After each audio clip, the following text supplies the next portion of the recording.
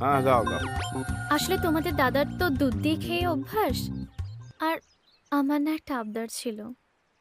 হ্যাঁ, আপনি আপনার আপনার কি আবদার বলুন।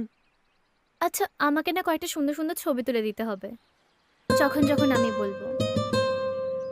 হ্যাঁ আমি তুলে দেবো। এই তুই ছাড় তো। ছবি তুলতে পারিস তুই? বৌদি আমি তুলে দেবো।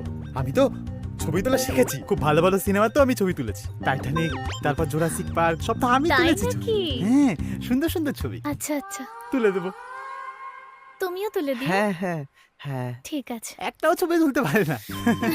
হ্যাঁ। আমি আসছি। হ্যাঁ, আমিও আসছি। আমিও।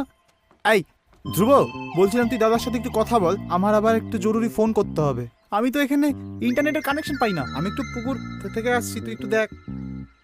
বাবা টাইটানিক বানিয়েছে, আরে এরপর ওর কি কথা- জল না না জলের না, ছবি ও তুলবে? কিছু না, না না, ওর কথা বাদ দিন তো। ও একটু গ্যাড বুঝলেন তো।